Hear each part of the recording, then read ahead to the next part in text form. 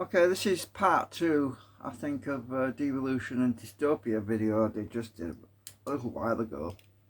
Why do I take my glasses off when I'm on the video? Because I don't like looking at myself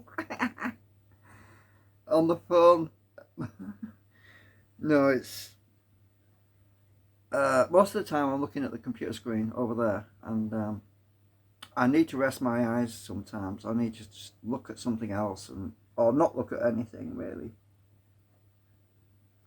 And when you're wearing glasses, you get these indentations in your nose, and it's annoying, it's irritating, and you just want to take them off every so often. And every opportunity I get when I don't need to use my glasses, I try to take them off. So now you know why I do that. I think it's the same with a lot of people actually who wear glasses. You just need to take them off sometimes. So I was talking earlier, and I had to stop because, yeah, I just hate talking about that stuff. I really do that. So why do people turn their backs on other people, and why do people generally see everybody else as a threat, or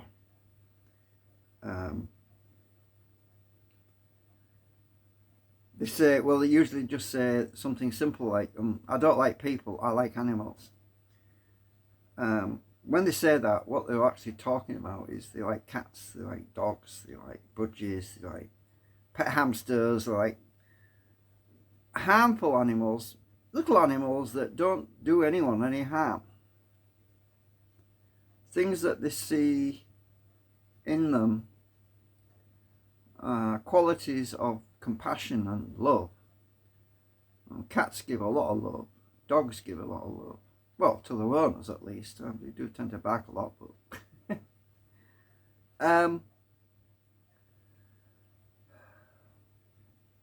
one of the things about us human beings is that we have this uncanny knack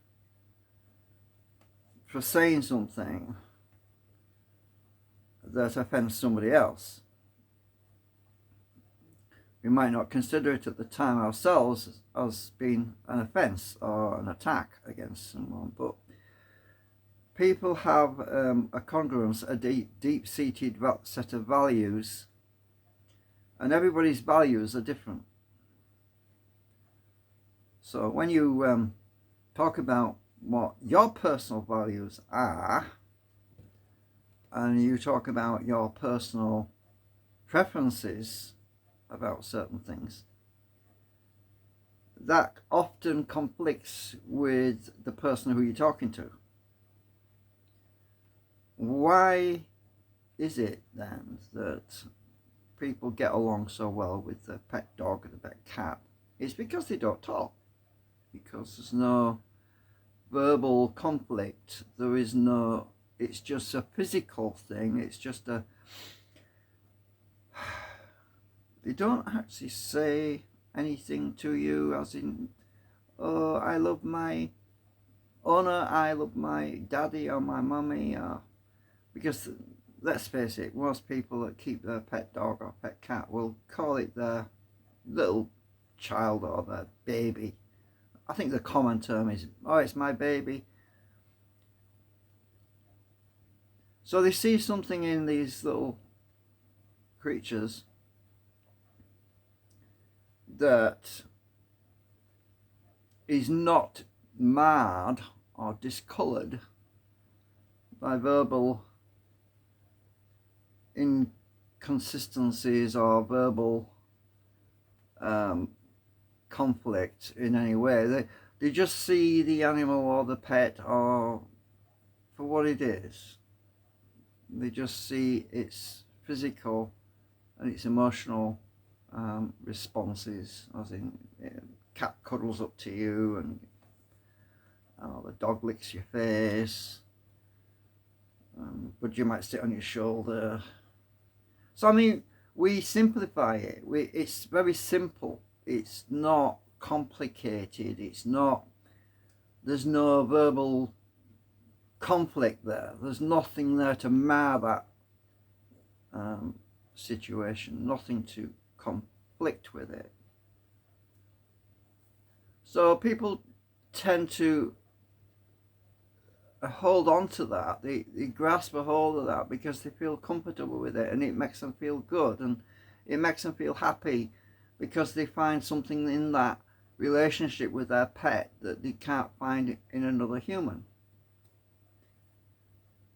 So, okay, sometimes you do find it in another human, another person.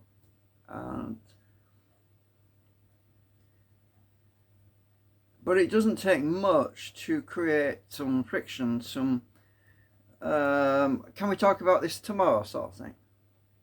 Because really you don't want to talk about it. You basically want to think about it in such a way that you can address it and maybe push back a little bit.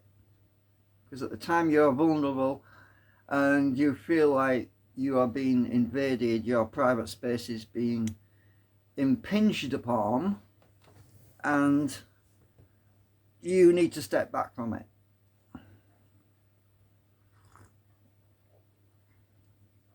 So some people are just, some of us are just very, very sensitive to that. We are, I think it's because of the frustration in the world, because it's like the whole world is piling up against us. And we're constantly in our defense mode all the time. And you can't just flick a switch and turn that off or turn it down or anything. And sometimes you feel helpless. You can't do anything to... My neck is killing me, by the way. You can't do anything. You feel helpless with the world around you, with all the problems and the media and everything else, and there is nothing you can say or do that will change it, and you feel frustrated.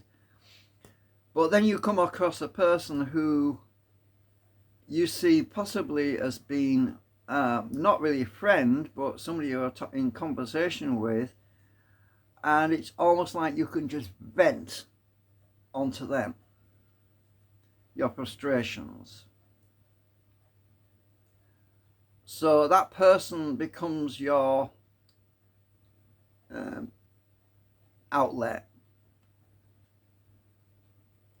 and that person then thinks, I've got my own problems. I've got this, you know, why is this person having a go at me? Why are they having a go at me? What have I done to them? It's not that. People say things because they're just like you. They are trapped, they are bottled up, and they're looking for an outlet, just like you are. So people feel that they're being attacked, even though they're not really being attacked. Somebody just needed somebody to listen. Somebody just needed an ear to listen to their problems. We used to call that a good listener. But we seem to have forgotten about that. A lot of people don't even know about that. They don't realise that we are all basically the same, that we all need someone to listen to our problems sometimes, without actually feeling that we are being attacked, to simply say, I'll listen to your problems. It will help you. It will make you feel better. But I know you're not just directly attacking me. You just want to get it off your chest. Well, that's really what's going on. But a lot of people don't see it like that. They think, oh, she said this, she said that. Oh, I disagree. Oh, no, I'm not speaking to her again. Oh, I'm not speaking to him again. Oh, yeah. That's usually how it goes. But just remember something, you know. Just because your animals and your cats and your dogs and your pets don't answer back or don't actually say anything, doesn't mean to say that if they couldn't talk, you wouldn't have an argument with them too.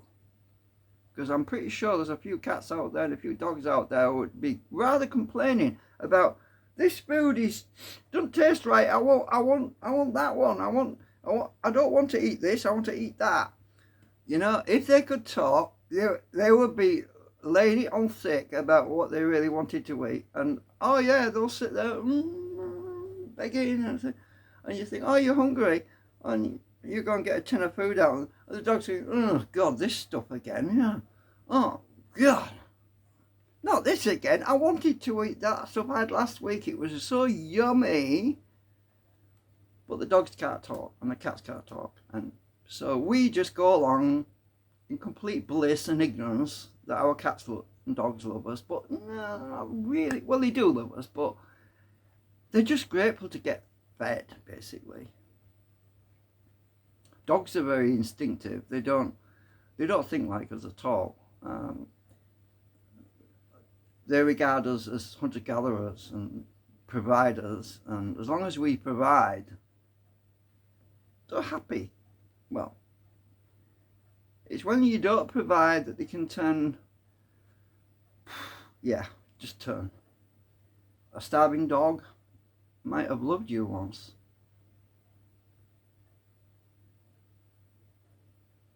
Maybe not so much if it's starving.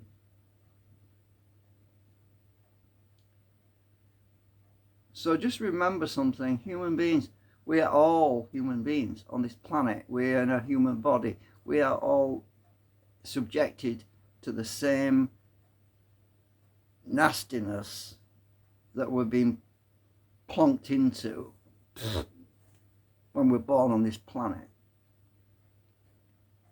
Some of us have had a harder time than others. But yeah, all it takes really is what's called a little bit of compassion, a little bit of flexibility, a little bit of, I'll listen to your problems. I'll just listen.